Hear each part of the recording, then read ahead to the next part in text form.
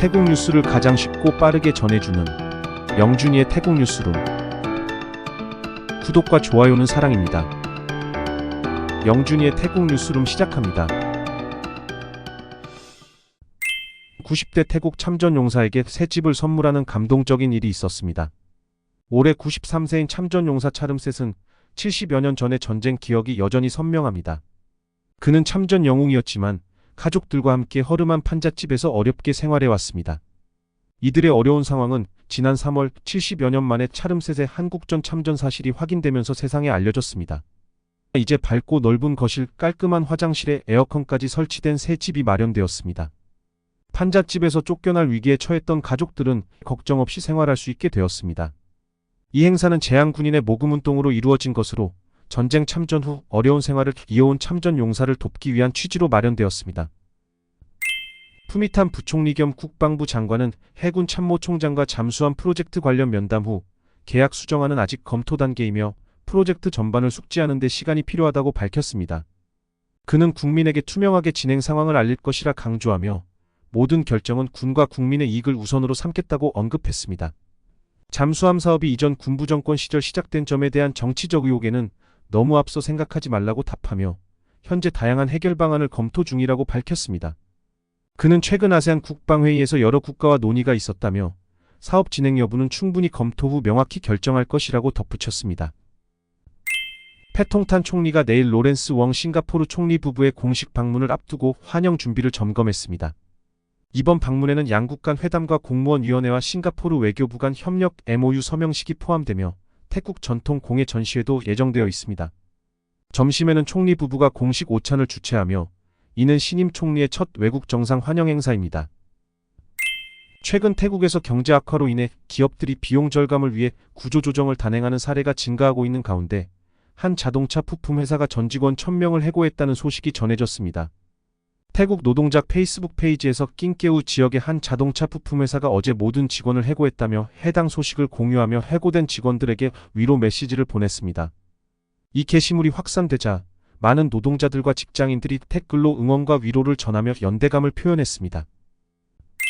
최근 태국 에너지 정책 논의에서 피라판 부총리 겸 에너지부 장관이 여러 프로젝트를 보류하거나 수정 요구를 내놓으며 주요 정책 방향의 이견을 나타냈습니다.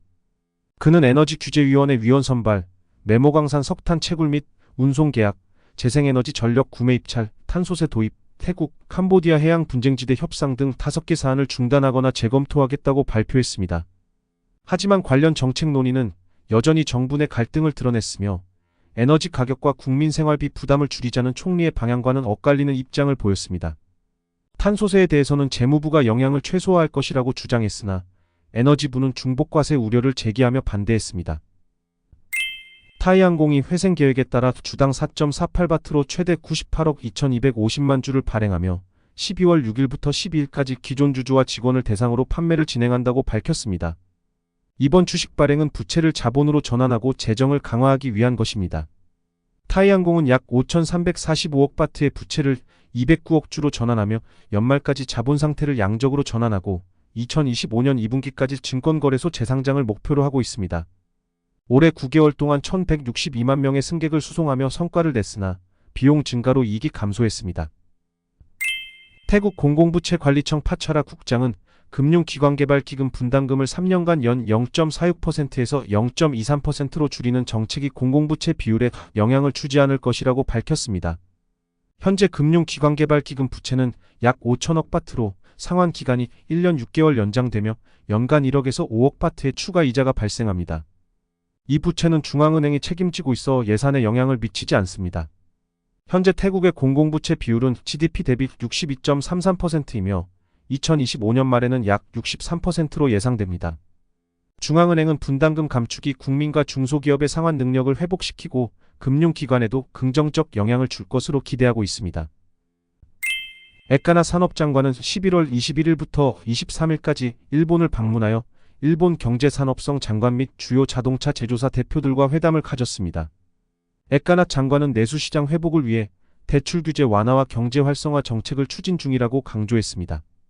특히 하이브리드 차량 및 전기차 생산 인프라 구축과 현지 부품 사용 확대를 통해 지속 가능하고 경쟁력 있는 자동차 산업 생태계를 조성할 계획입니다. 일본 제조사들은 태국의 생산 기반에 대한 신뢰를 표명하며 향후 3에서 5년간 태국 내에 1200억 바트 규모의 추가 투자를 예상했습니다. 또한 하이브리드 차량 및 주요 부품 생산 지원 확대에 대한 명확한 정책을 요구했으며 태국 정부는 이를 신속히 추진할 방침입니다. 수완관광체육부 장관이 11월 25일까지 태국을 방문한 외국인 관광객 수가 3,130만 명이며 이를 통해 약 1조 4,664억 바트의 수익을 창출했다고 밝혔습니다. 주요 관광객 국가는 중국, 말레이시아, 인도, 한국, 러시아 순입니다. 11월 18일부터 24일까지 한 주 동안 중국인 관광객 12만 2천 명, 한국인 관광객 3만 9천 명을 포함해 총 75만 명이 태국을 방문했습니다. 송클라주에서는 지속적인 폭우로 인해 16개 군 중 15개 군이 침수되었으며 특히 사다오 군과 사바이오이 군이 큰 피해를 입었습니다. 사다오 군 스낙데오 마을에서는 산사태로 100여 가구가 피해를 입었고 당국이 주민 대피와 구조 작업을 진행 중입니다. 사바이오이 군은 전 지역이 침수되며 주민 대피소를 마련해 대피 작업을 지원하고 있습니다. 송클라 시내 일부 지역도 침수되었으며 관련 당국이 피해를 줄이기 위해 점검과 대비를 강화하고 있습니다. 주민들에게는 폭우로 인한 홍수와 산사태 가능성에 대비할 것을 요청하고 있습니다. 송클라주에서 고속도로 경찰과 이민국 경찰이 불법 이주 노동자를 태운 픽업 트럭 3대를 추적해 검거했습니다. 운전자는 태국 국적의 남성 4명으로 각각 브로커로부터 운송 임금을 받은 것으로 밝혀졌습니다. 미얀마 노동자들은 내전을 피해 태국을 경유해 말레이시아로 가기 위해 브로커에게 4만 9천에서 6만 바트를 지불한 것으로 확인되었습니다. 태국인 운전자들은 불법 이주자 운송 혐의로, 미얀마 노동자들은 불법 입국 혐의로 기소되었으며 당국은 국제 브로커 조직에 대한 추가 조사를 진행 중입니다. 이상 영준이의 태국 뉴스룸을 마치겠습니다. 감사합니다.